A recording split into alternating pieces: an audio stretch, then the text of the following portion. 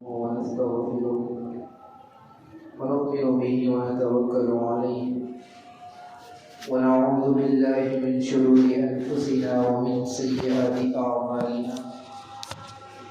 من يهده الله فلا مضل له ومن يضلله فلا هادي له ونشهد أن لا إله إلا الله وحده لا شريك له ونشهد أن سيدنا ونبينا ومولانا محمدا عبده ورسوله صلى الله تعالى عليه وعلى آله وأصحابه وبارك وسلم تسليما كثيرا كثيرا أما بعد فأعوذ بالله من الشيطان الرجيم بسم الله الرحمن الرحيم وَإِذَا سَأَلَكَ عِبَادِي عَنِّي فَإِنِّي قَرِيبٌ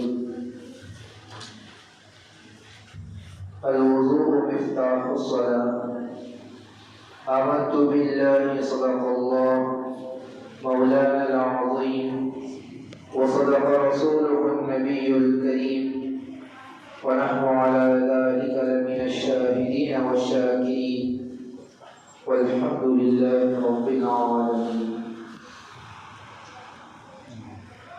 سب سے اولا و اعلیٰ ہمارا نبی، سب سے بالا و مبالا ہمارا نبی، اپنے مولا کا پیارا ہمارا نبی، تو عالم کا دلہا ہمارا نبی، خلق سے اولیاء، اولیاء سے رسول اور رسولوں میں اعلیٰ ہمارا نبی. کیا خبر کتنے تارے کھلے اور چھپ گئے، پر نہ ڈوبے نہ ڈوبا ہمارا نبی. کی محمد سے وفا تمہیں تو ہم تیرے ہیں، یہ جہاں چیز ہے کیا لوح و قلم تیرے ہیں. آگاہ اپنی موت سے کوئی بشر نہیں، سامان 100 برس کا ہے پل پل کی خبر نہیں. محترم بزرگ اور دوستوں، اللہ تبارک و تعالیٰ کا ہم پر بڑا فضل و کرم ہے، ہم پر بڑا احسان ہے کہ اللہ تعالیٰ نے ہمیں اشرف المخلوقات بنا کر اپنے حبیب حضرت محمد مصطفیٰ صلی اللہ تعالیٰ علیہ وسلم کی امت میں پیدا فرمایا. جیسا کہ نماز کے لیے وضو ضروری ہے، وضو اگر ناقص ہو جائے، وضو صحیح نہ ہو تو نماز بھی نہیں ہوتی. وضو نماز کی کنجی ہے. تو وضو کرنے کے دوران جناب رسول اللہ صلی اللہ تعالی علیہ وسلم جو دعا کثرت سے پڑھا کرتے تھے، اللہم اغفر لی ذنبی ووسع لی فی داری وبارک لی فی رزقی. یہ دعا 3 جملوں پر مشتمل ہے. پہلا جملہ یہ ہے اللہم اغفر لی ذنبی، اے اللہ میرے گناہ کی مغفرت فرما. دوسرا جملہ ہے ووسع لی فی داری، میرے گھر میں کشادگی اور وسعت پیدا فرما. تیسرا جملہ ہے وبارک لی فی رزقی، اے اللہ میرے رزق میں برکت عطا فرما. اگر آپ غور کریں تو یہ نظر آئے گا کہ یہ تینوں جملے ایسے ہیں کہ اگر ایک مرتبہ بھی اللہ تعالیٰ اس دعا کو قبول فرما لے تو دنیا اور آخرت میں انسان کا بیڑا پار ہو جائے گا، کیونکہ یہ گناہوں کی مغفرت، گھر کی کشادگی اور رزق کی برکت کی دعا ہے. اگر انسان کو یہ بات حاصل ہو جائے کہ اس کے گناہوں کی مغفرت ہو جائے اور اس کے گھر میں کشادگی حاصل ہو جائے اور رزق میں برکت عطا ہو جائے، تو انسان کو اور کیا چاہیے؟ دنیا اور آخرت کی ساری حاجتیں، ساری ضرورتیں، سارے مقاصد، سارے غرض نبی کریم صلی اللہ تعالی علیہ وسلم نے ان تینوں جملوں میں سمیٹ کر رکھ دیے، کیونکہ ان میں سے پہلی دعا آخرت کے بارے میں ہے اور دوسری دعائیں دنیا سے متعلق ہے. پہلا جملہ جو آخرت سے متعلق ہے اللہم اغفر لی ذنبی، اے اللہ میرے گناہوں کو معاف فرما. اب اگر کسی کو مغفرت مل گئی تو اس کو آخرت کی ساری نعمتیں حاصل ہو گئی، کیونکہ جنت میں جانے میں رکاوٹ یہ گناہ ہے. جب اللہ تعالیٰ مغفرت فرما دے تو یہ رکاوٹ دور ہو گئی اور جنت پکی ہو گئی۔ کوئی بھی انسان ایسا نہیں ہے جو گناہوں سے پاک ہو، غلطیوں سے مبرا ہو۔ ہر انسان سے کبھی نہ کبھی کوئی غلطی، کوئی گناہ چھوٹا یا بڑا ہو ہی جاتا ہے، اور کوئی انسان ایسا نہیں ہے جو اللہ تعالیٰ کی مغفرت سے بے نیاز ہو۔ صرف نبی کریم صلی اللہ تعالیٰ علیہ وسلم کی ایک ذات ایسی تھی جن کو مکمل طور پر گناہوں سے پاک کہا جا سکتا ہے۔ آپ صلی اللہ تعالیٰ علیہ وسلم کی ذات گناہوں سے اس طرح معصوم تھی کہ کوئی گناہ آپ سے سرزد ہو ہی نہیں سکتا، اور اگر چھوٹی موٹی بھول چوک بھی ہو گئی ہو تو اس کے بارے میں اللہ تعالیٰ ارشاد فرماتے ہیں لِيَغْفِرَ لَكَ اللَّهُ مَا تَقَدَّمَ مِن ذَنبِكَ وَمَا تَأَخَّرَ، یعنی اللہ تعالیٰ نے اگلی پچھلی تمام بھول چوک کو بھی معاف فرما دیا ہے۔ اس کے باوجود سرکار دو عالم صلی اللہ تعالیٰ علیہ وسلم فرماتے ہیں انی لاستغفر اللہ کل یوم 70 مرہ، یعنی میں روزانہ 70 مرتبہ اللہ تعالیٰ سے استغفار کرتا ہوں، مغفرت طلب کرتا ہوں۔ اور یہ 70 کا لفظ بھی گنتی کے بیان کے لیے ارشاد نہیں ہوا، بلکہ کثرت کی طرف اشارہ کیا کہ 70 سے زیادہ بھی استغفار فرمایا کرتے تھے۔ اس لیے جس کا مطلب یہ ہے کہ 70 سے زیادہ مرتبہ آپ استغفار کیا کرتے تھے، صرف 70 مرتبہ ہی نہیں۔ اس کے باوجود اللہ تعالیٰ یہ حکم فرما رہے ہیں وَقُلْ رَبِّ اغْفِرْ وَارْحَمْ وَأَنْتَ خَيْرُ الرَّاحِمِينَ، اے نبی پاک صلی اللہ تعالیٰ علیہ وسلم آپ فرمائیے کہ اے پروردگار میری مغفرت فرما، مجھ پر رحم فرما، اور آپ سارے رحم کرنے والوں میں سب سے زیادہ رحم کرنے والے۔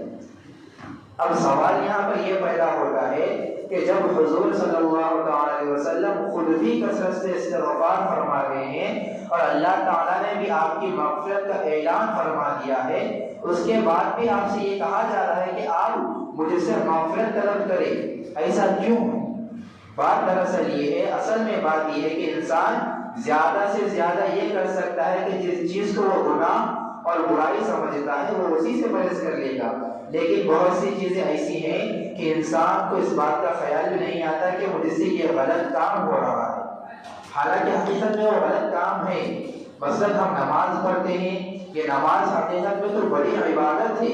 بڑے ثواب کا کام ہے، اللہ تعالیٰ کی بندگی ہے، لیکن اس انداز سے ہم نماز پڑھتے ہیں کہ جیسے ہی تکبیر تحریمہ اللہ اکبر کہہ کر نیت باندھی تو بس ایک سوئچ آن ہو گیا، ایک کھٹا آن ہو گیا، اور جو وہ زبان آٹومیٹک طریقے پر چل رہی ہے، نہ اللہ تعالیٰ کی طرف دھیان ہے، نہ اللہ تعالیٰ کی عظمت کا احتجاج موجود ہے، اور جو الفاظ زبان سے نکل رہے ہیں نہ ان کی طرف توجہ ہے، دل کہیں ہے، دماغ کہیں ہے، دھیان کہیں۔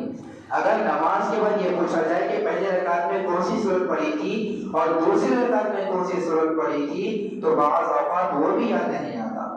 حالانکہ یہ نماز حقیقت میں اللہ جل شانہ کے دربار میں حاضری ہے اور احکام الحاکمین کے دربار میں حاضری ہے۔ اگر ایک معمولی سے بادشاہ اور معمولی سے سربراہ حکومت کے دربار میں آپ کی حاضری ہو جائے اور وہاں پر یہ رویہ اختیار کرو کہ بادشاہ کے سامنے کھڑے ہو اور تمہارا دماغ اپنے دفتر میں ہو یا گھر میں ہو یا تجارت میں ہو، نہ تم اس بادشاہ کی بات سن رہے ہو نہ تمہیں اس بات کا دھیان ہے کہ میں بادشاہ کے دربار میں کیا درخواست پیش کر رہا ہوں، تو بادشاہ کے دربار میں ایسے حاضری قابل سزا ہونی چاہیے کہ تم بادشاہ کے دربار میں آئے ہو یا اپنا کاروبار کرنے آئے ہو، کہ آپ بادشاہ کے دربار میں آ کر ابھی بھی آپ کے خیالات دنیا ہی کے بارے میں ہیں، آپ کا خیال گھر میں ہے، آپ کا خیال کاروبار میں ہے، آپ کا خیال باہر ہے۔ تو اصل تقاضا تو یہ تھا کہ اس حاضری کو منہ پر مار دیا جائے اور اس حاضری پر سزا دی جائے، لیکن اللہ جل شانہ کا بڑا کرم ہے، بڑا احسان ہے کہ ہماری ان زیادتیوں کے باوجود اور ہماری طرف سے ان کوتاہیوں کے باوجود محض اپنے فضل و کرم سے ان نمازوں کو قبول فرما لیتے ہیں۔ لہذا یہ نماز جس کو ہم عبادت کہہ رہے ہیں، حقیقت شناس نگاہوں سے دیکھو تو یہ نماز ہم اللہ تعالیٰ کی توہین کر رہے ہیں، ہم ایسی نماز پڑھ کر اللہ تعالیٰ کی توہین کر رہے ہیں کہ ہم نماز کے لیے تکبیر تحریمہ اللہ اکبر کہہ کر ہاتھ باندھتے ہیں اور ہمارا دماغ، ہمارا خیال پورا باہر کی طرف ہوتا ہے، دنیا کی طرف چلا جاتا ہے۔ تو یہ نماز پڑھ کر ہم اللہ تعالیٰ کی توہین کر رہے ہیں، لیکن اللہ تعالیٰ اپنے فضل و کرم سے وہ نمازوں کو قبول فرما لیتے ہیں۔ مگر اس طرح نماز پڑھتے ہوئے ہمیں کبھی یہ خیال میں نہیں آتا کہ ہم کوئی گناہ کر رہے ہیں، حالانکہ ہم بہت بڑا گناہ کر رہے ہیں۔ اس لیے بہت سی چیزیں ایسی ہوتی ہیں جن کے بارے میں یہ خیال بھی نہیں آتا، لیکن حقیقت اور مغفرت کے قابل ہوتی ہے۔ اس کے لیے نبی کریم صلی اللہ علیہ وسلم نے یہ دعا فرمائی کہ رب اغفر وارحم واعف عنا وتکرم وتجاوز عما تعلم انک تعلم ما نعلم۔ اے اللہ ہماری مغفرت فرمائیے، ہم پر رحم فرمائیے، ہمیں معاف کر دیجیے اور کرم فرمائیے، اور ہمارے ان گناہوں سے درگزر کیجیے جو آپ کے علم میں ہیں، کیونکہ آپ کے علم میں ہمارے وہ گناہ بھی ہیں جو ہمارے علم میں نہیں ہیں۔ آپ جانتے ہیں کہ وہ گناہ جو ہم نہیں جانتے، لیکن ہم دن پر گناہ کرتے ہیں، ہمیں احساس بھی نہیں ہوتا کہ ہم گناہ کر رہے ہیں۔ یہ گناہ ہم نے کیے تھے لیکن ہمیں گناہوں کا پتہ بھی نہیں ہے، لہٰذا کوئی انسان کسی بھی لمحے استغفار سے بے نیت نہیں ہو سکتا۔ نہیں، ہمیں ہر لمحہ استغفار کرتے رہنا چاہیے۔ آپ کو کوئی نہیں روک سکتا، کوئی نہیں روکتا ہے آپ کو استغفار کیجیے۔ استغفار کی شکل میں اللہ تعالیٰ نے انسان کو ایسا نسخہ کیمیا عطا فرمایا ہے کہ یہ مٹی کو سونا بنا دے اور گندگی اور ناپاک کو پاک چیز میں بدل کے رکھ دے۔ گناہ گندگی اور نجاست تھے، لیکن اللہ تعالیٰ فرماتے ہیں کہ جب میرا بندہ گناہ کرنے کے بعد اخلاص سے، دل سے استغفار کرتا ہے، معافی مانگتا ہے، توبہ کرتا ہے، تو اللہ تعالیٰ وہ گناہ اس کی ترقی کے درجات کی وجہ بن جاتی ہے۔ گناہ ہو جانے کے بعد جب دل میں ندامت ہو، شرمندگی ہو، عاجزی پیدا ہو، تو اللہ تعالیٰ کی طرف سے رجوع کیا اور کہا کہ یا اللہ مجھ سے سخت غلطی ہوئی، اپنے رحمت سے مجھے معاف فرما دے، تو یہ معافی انسان کے درجات کی بلندی کی وجہ بن جاتی ہے۔ اور استغفار کے ذریعہ اللہ تعالیٰ کی گندگی کو بھی، اللہ تعالیٰ گندگی کو بھی پاکی میں بدل کے رکھ دیتے۔ اس لیے ہر مرحلے پر استغفار کرتے رہنا چاہیے، یہاں تک کہ عبادت کے بعد بھی استغفار کرنا چاہیے۔ حدیث مبارکہ میں آتا ہے کہ نبی کریم صلی اللہ علیہ وسلم جب نماز سے سلام پھیرتے تھے تو سلام پھیرنے کے بعد جو پہلا لفظ آپ کی زبان سے نکلتا تھا وہ 3 مرتبہ استغفار ہوتا تھا، استغفر اللہ، استغفر اللہ، استغفر اللہ۔ اب سوچنے کی بات تو یہ ہے کہ استغفار تو کسی گناہ کے بعد ہونا چاہیے، لیکن یہاں تو ایک عبادت انجام دی، نماز پڑھی، ایک ثواب کا کام ادا کیا، اس کے بعد استغفار کیوں ہو رہا ہے؟ استغفار اس بات سے کیا کہ یا اللہ نماز ادا کرنے کا جو حق تھا ہم وہ حق ادا نہیں کر سکے۔ ما عبدناک حق عبادتک وما عرفناک حق معرفتک۔ اے اللہ ہم سے آپ کی عبادت کا حق ادا نہیں ہو پایا، نہ جانے کتنی کوتاہیاں اور کتنی غلطیاں اس عبادت کے اندر سرزد ہوئی۔ اے اللہ پہلے آپ سے کوتاہیوں اور غلطیوں پر مغفرت مانگتے ہیں جو ہم سے اس نماز کے ادا کرنے کے دوران ہوئے۔ ایک روایت میں آتا ہے کہ حضرت صدیق اکبر یعنی ابوبکر صدیق رضی اللہ تعالیٰ عنہ فرماتے ہیں کہ جب کوئی شخص کوئی عبادت انجام دے تو اس عبادت کو انجام دینے کے فوراً بعد 2 کام کرے، چاہے وہ عبادت نماز ہو، تلاوت ہو، صدقہ ہو، روزہ ہو، ذکر ہو، اس کے بعد 2 کام انجام دے۔ ایک یہ کہ الحمدللہ کہے اور دوسرا استغفر اللہ کہے۔ الحمدللہ اس بات پر کہے کہ اللہ آپ نے مجھے یہ عبادت انجام دینے کی توفیق عطا فرما دی، اگر آپ توفیق نہ دیتے تو مجھ سے یہ عبادت انجام نہ ہو پاتی، اگر آپ کی توفیق نہ ہوتی تو ہمیں ہدایت نہ ملتی، اگر آپ کی توفیق نہ ہوتی تو ہمیں نماز پڑھنے اور روزہ رکھنے کی توفیق نہ ہوتی۔ لہٰذا پہلے اس عبادت پر اللہ تعالیٰ کا شکر ادا کیجیے، اور اس نے توفیق دی کہ اس کی بارگاہ میں آ کر کھڑے ہو گئے، ورنہ کتنے لوگ ہیں جو اس سے محروم ہیں، جو نماز نہیں پڑھتے اور نماز نہیں پڑھتے اور یہ سوچتے ہیں کہ ہم نے نماز نہیں پڑھی۔ یہ غلط ہے، ہمیں یہ سوچنا چاہیے کہ ہم سے ایسی کون سی غلطی ہو گئی، ہم سے ایسا کون سا گناہ ہو گیا جو اللہ تعالیٰ ہم سے اتنا ناراض ہے کہ وہ ہمیں اپنے سامنے کھڑا ہونے نہیں دے رہا۔ پھر اس کے بعد استغفر اللہ کہیں گے، یا اللہ اس عبادت کا جو حق تھا وہ مجھ سے ادا نہ ہو سکا، یعنی میں نے صدقہ دیا، روزہ رکھا، نماز پڑھی، تلاوت کی، اس کا حق میں ادا نہیں کر سکتا، تو استغفر اللہ کہنا چاہیے۔ جس طرح اس عبادت کو ادا کرنا چاہیے تھا اس طرح ادا نہیں کیا، اس لیے اللہ میں اس کوتاہی پر آپ سے معافی مانگتا ہوں۔ لہٰذا انسان کسی بھی لمحے استغفار سے بے نیت نہیں ہو سکتا، ہر لمحہ، ہر مرحلہ، ہر وقت انسان توبہ استغفار کر سکتا ہے۔ یہ بڑی عظیم و دولت ہے۔ نبی کریم صلی اللہ علیہ وسلم نے مختلف موقع پر، الگ الگ موقع پر جو دعائیں تلقین فرمائی ان میں استغفار کو بھی شامل فرمایا۔ چنانچہ وضو کے دوران اور ان کی دعا میں پہلا جملہ ارشاد فرمایا اللہم اغفر لی ذنبی۔ وضو کے دوران اور اس جملے کو پڑھنے میں ایک لطیف نکتہ یہ ہے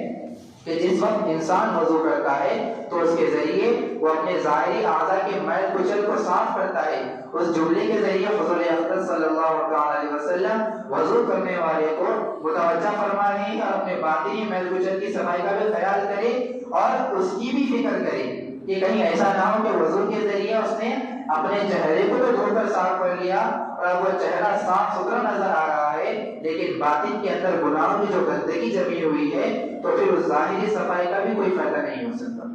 اس لیے ہمیں دعا کرنی چاہیے۔ اس لیے فرمایا کہ جب تم ظاہری اعضاء کو دھو رہے ہو اور اس کا میل کچل صاف کر رہے ہو تو اس وقت تم اللہ تعالیٰ سے اندرونی میل کچل کی بھی صفائی مانگو اور کہو اللہم اغفر لی ذنبی، اے اللہ میرے اندر کے میل کچل کو بھی صاف کر دیجئے اور میرے گناہوں کو بھی معاف فرما دیجئے۔ اس دعا میں اور ایک نقطہ یہ ہے کہ حدیث مبارکہ میں آتا ہے کہ صغیرہ گناہ تو چھوٹے گناہ تو وضو کے ذریعہ خود بخود معاف ہو جاتے ہیں، چاہے توبہ کرے یا نہ کرے۔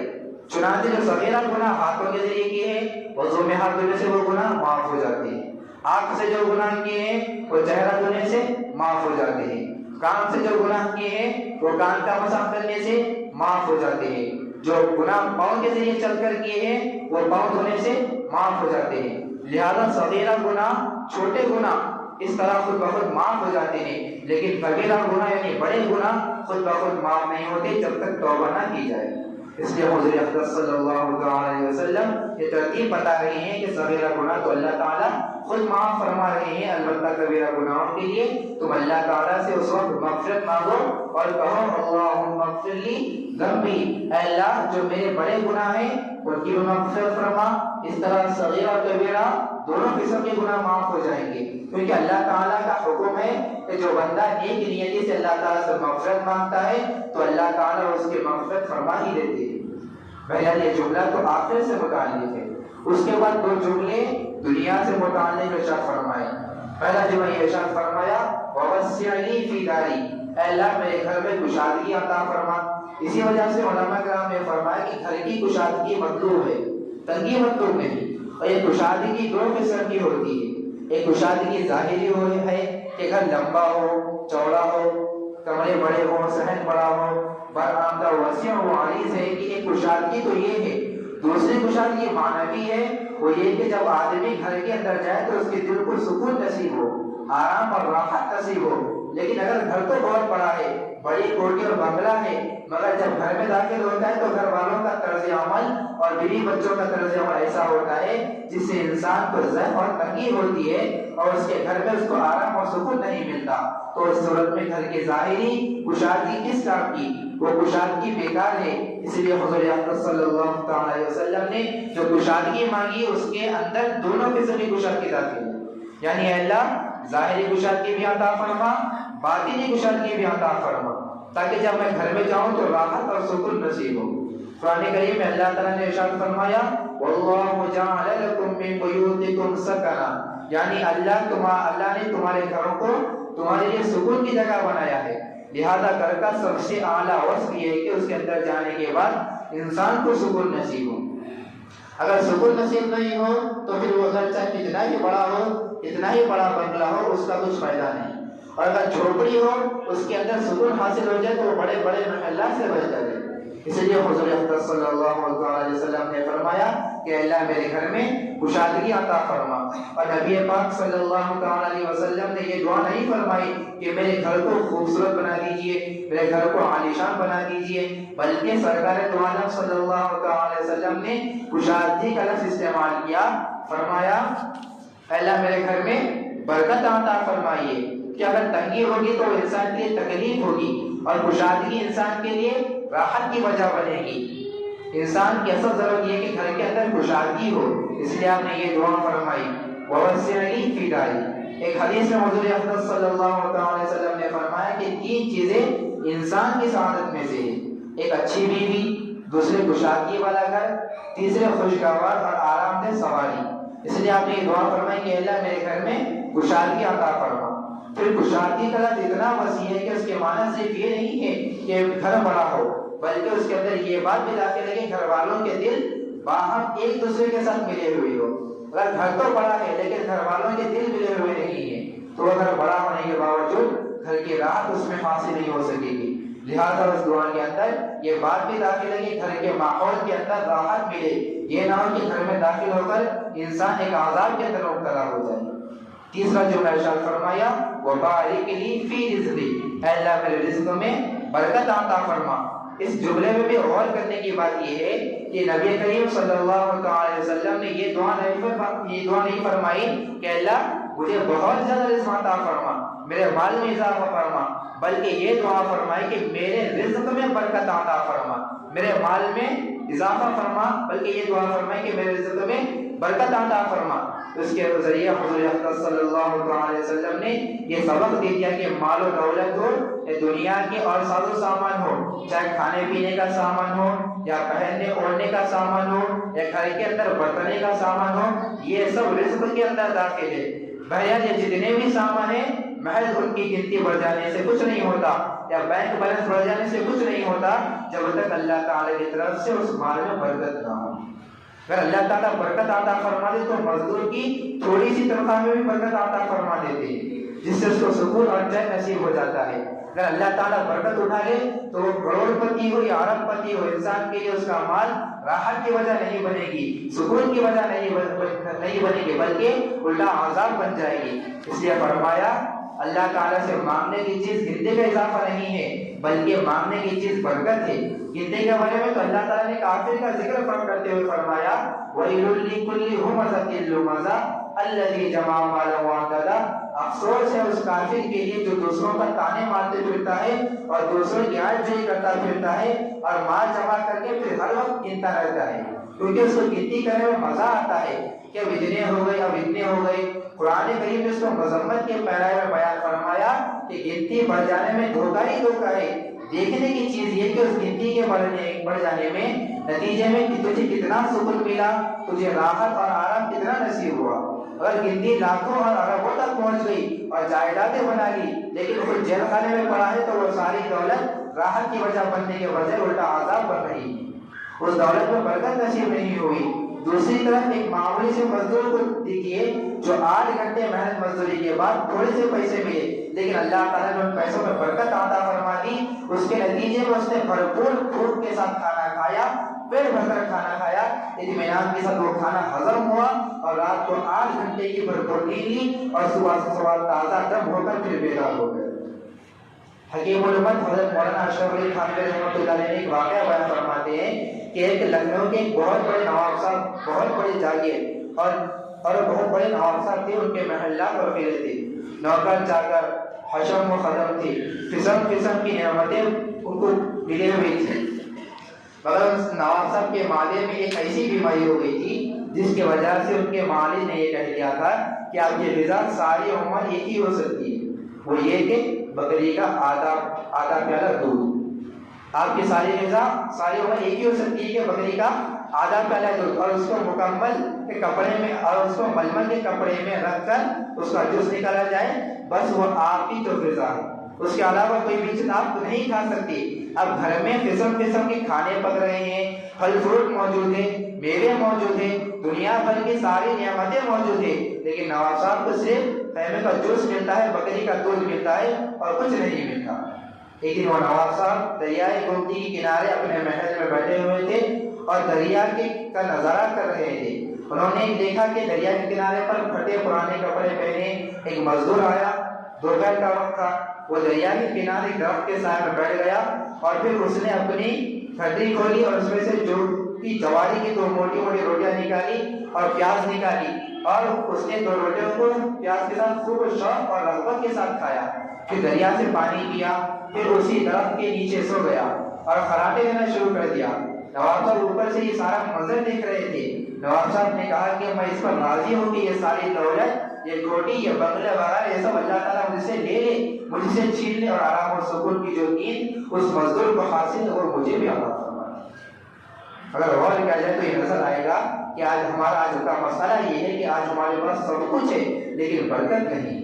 جو شخص ماہانہ 1000 روپے کما رہا ہے، وہ شخص جو ماہانہ 1,00,000 روپے کما رہا ہے، دونوں کی زبان سے ایک ہی جملہ سننے کو ملے گا کہ گزارا نہیں ہوتا، بلکہ بعض اوقات لاکھوں کمانے والا اس مزدور کے مقابلے میں زیادہ شکوے کر رہا ہوتا ہے جو مہینے میں 1000 روپے کماتا ہے۔ کیوں؟ اسی لیے کہ آج برکت اڑ گئی ہے، نہ مال میں برکت ہے، نہ کھانے میں برکت ہے، نہ پانی میں برکت ہے، نہ لباس میں برکت ہے، نہ اقامت، نہ اوقات میں برکت ہے۔